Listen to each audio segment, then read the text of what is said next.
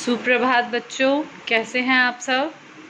आशा करती हूँ आप सब अपने घरों में स्वस्थ तथा सुरक्षित होंगे और सुचारू रूप से अपनी पढ़ाई को, अपनी शिक्षा को जारी रखे हुए होंगे। तो चलिए बच्चों, आज का जो दोहा है, मैंने आपको जब एक कहानी सुनाई थी मित्रता के ऊपर, तब मैंने आपको इस दोहे की पंक्तियाँ कराई थी। आज देखिए, इसे ध्यान से देखिए और इसके अर्थ को जानिए। जिनके अतिमति सहज न आई, 63 कतहठ करत मिताई। कुपथ निवारे सुफत चलावा, गुण प्रकटे अवगुण दुरावा। अर्थात जिनके अति मति सहज न आई, जिनके स्वभाव में इस प्रकार की बुद्धि ना हो, 63 कतहठ करत मिताई, वे मूर्ख केवल जिद करके ही किसी से मित्रता करता है। कुपथ निवारे सुफत चलावा था, सच्चा मित्र गलत रास्ते पर जाने से रोककर सही रास्ते पर चलाता है। और गुण प्रगटे अवगुण ही दुरावा, अर्थात अवगुण छिपाकर केवल गुणों को प्रकट करता है। तो ये था आज का दोहा, इसका जिसे अर्थ के साथ मैंने आपको बताया। सभी बच्चे इसे लिख लेंगे, जैसा कि आप जिस भी पुस्तिका में लिखते हैं उसमें लिख लीजिए, ताकि आपको ये याद रहे, आप इसकी पुनरावृत्ति कर पाएं। जिनके अतिमति सहज न आई, 63 कतहठ करत मिताई। कुपथ निवारी सुफत चलावा, गुण प्रकटे अवगुण दुरावा। एक अच्छे मित्र की पहचान बताते हुए ये बहुत अच्छी पंक्तियां हैं, जिन्हें आप मित्रता से संबंधित और अच्छे व्यक्तित्व से संबंधित किसी भी अनुच्छेद, निबंध, कहानी, कहीं पर भी आप इसका प्रयोग कर सकते हैं, परंतु तभी अगर आप इसका अर्थ जानते हैं। जैसे कि आप इसका अब अर्थ जानते हैं तो आप इनका प्रयोग कर सकते हैं। देखिए बच्चों, जैसा कि आपने पढ़ा, क्रिया के जिस रूप से उसके होने के समय का बोध हो उसे काल कहते हैं। उसके बाद हमने काल के 3 भेदों को जाना, भूतकाल, वर्तमान काल और भविष्यत काल। उसके बाद भूतकाल के हमने कल 6 भेद पढ़े थे, जिसमें सामान्य भूतकाल, आसन्न भूतकाल, पूर्ण भूतकाल, अपूर्ण भूतकाल, संदिग्ध भूतकाल और हेतुमंत भूतकाल के बारे में हमने जाना और विस्तार पूर्वक अपनी पाठ्य पुस्तक में से अध्ययन किया। आज हम पढ़ेंगे वर्तमान काल और वर्तमान काल के 4 भेदों के बारे में। सामान्य वर्तमान काल, तात्कालिक वर्तमान काल, संदिग्ध वर्तमान काल और संभाव्य वर्तमान काल। और भविष्यत काल में हम पढ़ेंगे सामान्य भविष्यत काल, अपूर्ण भविष्यत काल, संभाव्य भविष्यत काल और पूर्ण भविष्यत काल। तो यहाँ पर समझिए, पूरा पहले हमने काल के बारे में पढ़ा, उसकी परिभाषा को जाना, फिर काल के 3 भेद, भूतकाल, वर्तमान काल, भविष्यत काल। भूतकाल के 6 भेद पढ़े, वर्तमान काल के 4 भेद और भविष्यत काल के 4 भेदों के बारे में अब हम जानेंगे। अब देखिए, आप फ्लो चार्ट बनाएंगे, आप इस प्रकार बना सकते हैं, जैसा मैंने दोनों ही रूपों में आपको करके बता दिया है। आप अपना फ्लो चार्ट जरूर कंप्लीट करेंगे। अभी चलते हैं वर्तमान काल की। तो वर्तमान काल की ओर, क्रिया के जिस रूप से उसके चल रहे समय के होने का बोध हो उसे वर्तमान काल कहते हैं। यानी कि काम जो है वो अभी चल रहा है, वर्तमान समय में हो रहा है, अभी काम हो रहा है, उसे हम वर्तमान काल कहते हैं। जैसे सोनिया पड़ती है, पृथ्वी गोल है, दूध उजला होता है। वर्तमान काल के 4 भेद, उदाहरण से तो हम इसे बहुत अच्छे से समझ सकते हैं। आगे वर्तमान काल के जो 4 भेद हैं उनको ध्यान से समझिए, साथ साथ उदाहरणों के माध्यम से भी आप उसे समझने का प्रयास करेंगे। पाठ्य पुस्तक सभी बच्चे अपने पास रखेंगे। पृष्ठ संख्या 108, पेज नंबर 108 देखिए, वर्तमान काल। वर्तमान काल के 4 भेद होते हैं, सामान्य वर्तमान काल, तात्कालिक वर्तमान काल, संदिग्ध वर्तमान काल और संभाव्य वर्तमान काल। अब हम इन चारों भेदों को एक एक कर पढ़ेंगे और विस्तार पूर्वक उनको जानेंगे तथा समझेंगे। पहला है सामान्य वर्तमान काल। इससे यह बोध होता है कि कोई काम वर्तमान समय में सामान्य रूप से होता है या सामान्य रूप से हो रहा है, जैसे वह खेलता है या वह पढ़ते हैं अध्यापिका कक्षा में पढ़ा रही हैं। इसकी रचना इस प्रकार होती है, धातु जमा ता है, ते है, ती है। ठीक है, हम पढ़ते हैं, वह पढ़ाती हैं, वह खेलता है, वह पढ़ते हैं। इस प्रकार से इसकी रचना होती है। धातु आप सभी जानते हैं, क्रिया के मूल रूप को धातु कहते हैं। आप क्रिया के पाठ में अभी अभी से पढ़कर आए हैं। तो धातु जमा ता है, ती है, ते हैं। एक यहाँ पर आपकी पाठ्य पुस्तक में विशेष करके एक पोर्शन दिया गया, उसको ध्यान से देखिए। सामान्य वर्तमान से चिरंतन सत्य या स्थायी कार्य का भी बोध होता है। वो कैसे, उदाहरण से समझिए। सूर्य पूरब से उगता है, तारे रात में चमकते हैं, वह मछली पसंद करता है, सूर्य पश्चिम में डूबता है, वह हिंदी जानता है, वह मुझे मानता है। मतलब यह काम, ये सारे काम जब वो निरंतर रूप से होते हैं तो ये सामान्य वर्तमान के अंदर, सामान्य वर्तमान काल के अंतर्गत आते हैं। अगला देखिए, तात्कालिक वर्तमान। इससे यह बोध होता है कि कोई काम वर्तमान समय में जारी है और अभी पूरा नहीं हुआ है। तात्कालिक का अर्थ होता है उसी समय।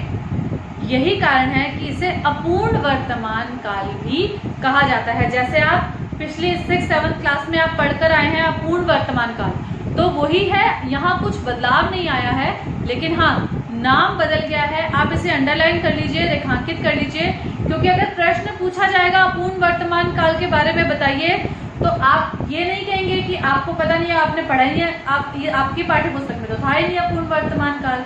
यहाँ पर आपको दिया गया है, आपको पढ़ाया भी जा रहा है, आपको यहाँ पाठ्य पुस्तक में दिया है, रेखांकित भी करवाया गया है।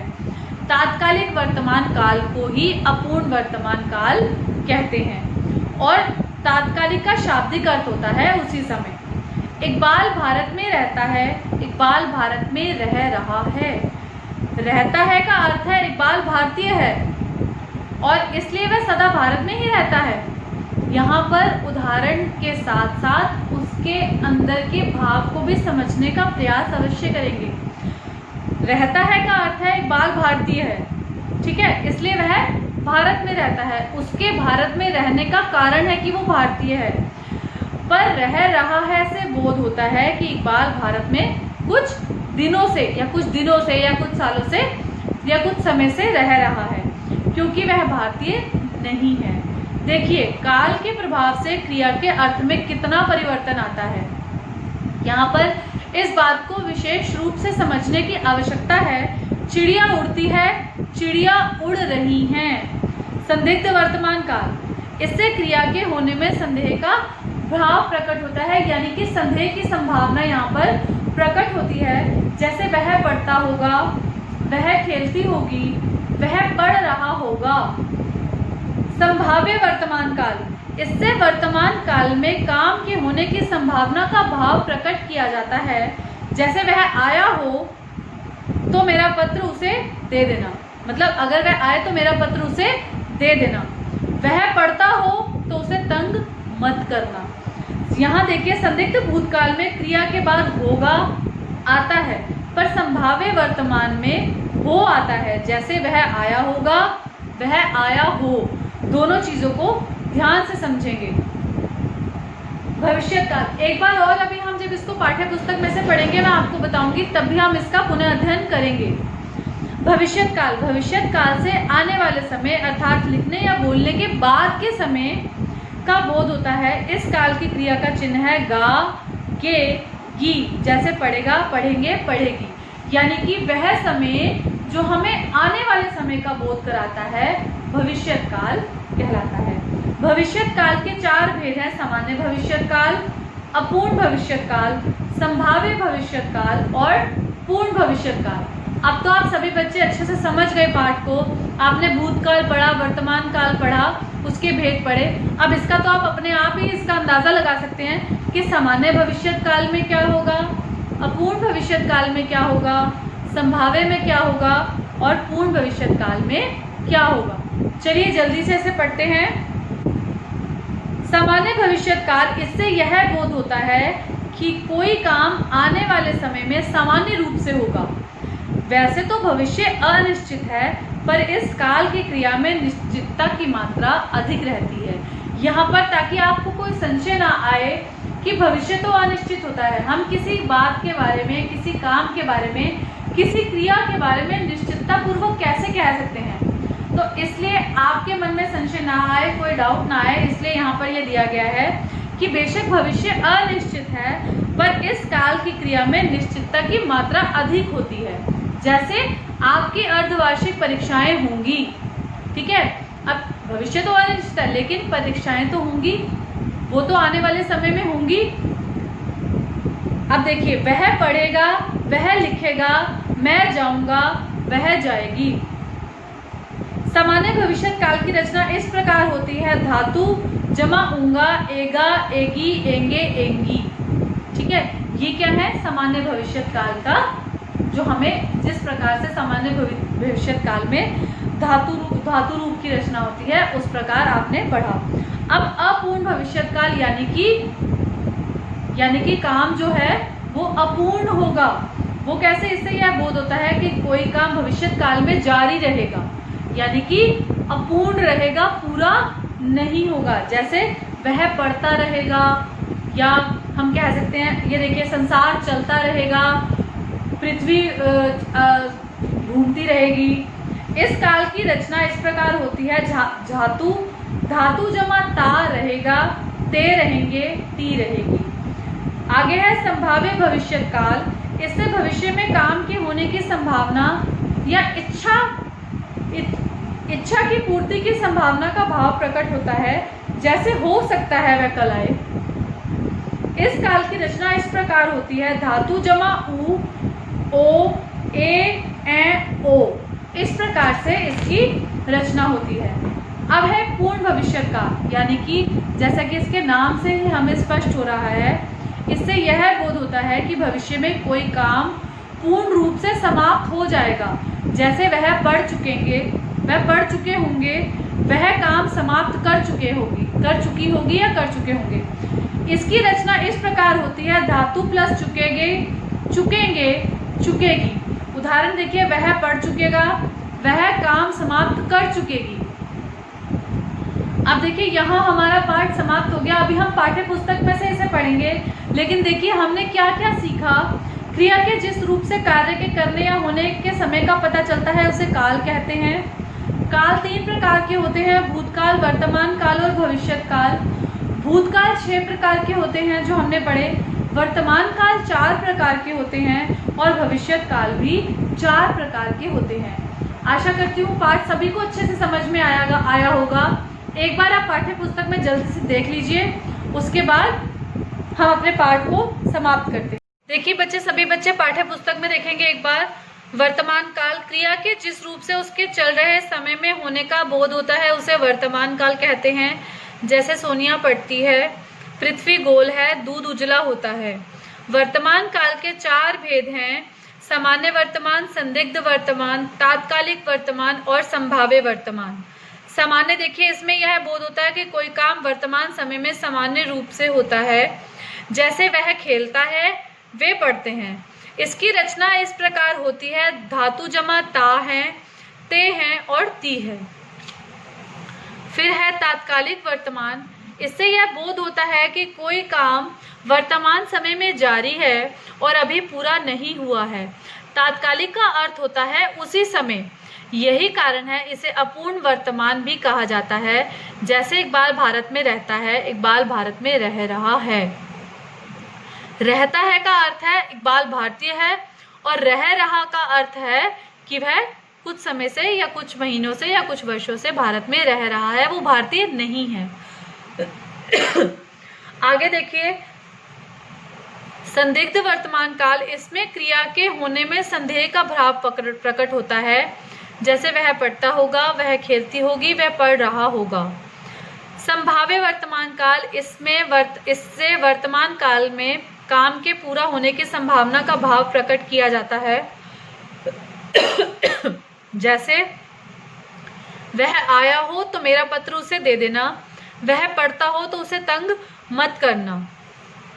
आगे भविष्यत काल। भविष्यत काल में आने वाले समय का बोध होता है। इस काल की क्रिया का चिन्ह है गा गे गी, जैसे पढ़ेगा पढ़ेगी पढ़ेंगी। अब आगे है भविष्यत काल के भी हमने 4 भेद जैसा कि पढ़े पाठ्य पुस्तक में। देखिए, सामान्य भविष्यत काल, इससे यह बोध होता है कि कोई काम आने वाले समय में सामान्य रूप से होगा। वैसे ही भविष्य अनिश्चित है, पर इस काल की क्रिया में निश्चितता की मात्रा जो है वो अधिक होती है, यानी कि उसके पूरा होने की, निश्चित होने की संभावना अधिक रहती है।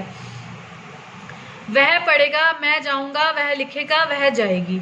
सामान्य भविष्यत काल की रचना इस प्रकार होती है, धातु जमा ऊंगा, एंगा, इंगी, एंगे, एगी।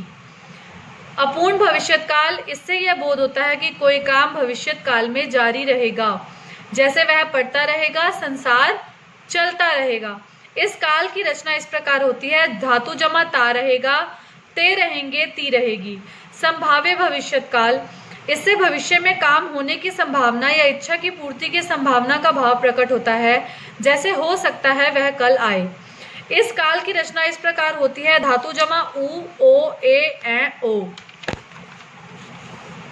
पूर्ण भविष्यत काल, इससे यह बोध होता है कि भविष्य में कोई काम पूर्ण रूप से समाप्त हो जाएगा, जैसे वह पढ़ चुकेगा, वह काम समाप्त कर चुकेगी।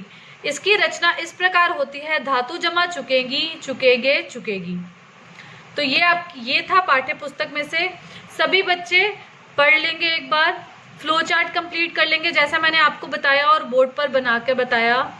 अब इस पार्ट को, ये पार्ट हमारे यहाँ से पूरा हो चुका है।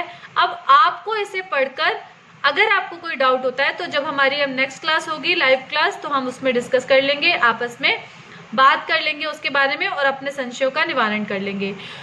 कोशिश करिएगा सभी बच्चे बैक एक्सरसाइज अटेम्प्ट करने की। जैसा कि आप पूरा पार्ट पढ़ चुके हैं, एक बार गृह कार्य में भी आप इस पार्ट का पूर्वाध्ययन कर लेंगे। वो पूरा पढ़ने के बाद आप इसकी बैक एक्सरसाइज अटेम्प्ट करना ट्राई करेंगे कि आप कर पाते हैं या नहीं। जितना भी आप कर पाएँ वो करिए। उसके बाद जब हम क्लास में इसको सॉल्व करेंगे, जैसा कि मैं एक्सरसाइज हमेशा आप लोगों से ही कराती हूँ, आप करेंगे तो अगर आपका कहीं कुछ गलत होगा तो आप उसको ठीक कर सकते हैं। आपको मैं ठीक करा दूंगी, मैं आपको प्रॉपर गाइड करूंगी, लेकिन पार्ट पढ़ाने के बाद एक्सरसाइज जो है वो आप ही करेंगे। आपको पीडीएफ भी मिलेगी, वो हमारा काम है, आप तक पीडीएफ पहुंचेगी। आपको लाइव क्लास में भी हम कराएंगे, लेकिन आप उससे पहले ट्राई करिएगा, कोशिश करिएगा खुद करने की, कि आपको खुद अपने बारे में पता चले कि आपको पाठ कितना समझ में आया। तो चलिए बच्चों, आज के लिए इतना ही। अब मिलेंगे अपनी अगली कक्षा में। धन्यवाद। स्वस्थ रहें, सुरक्षित रहें।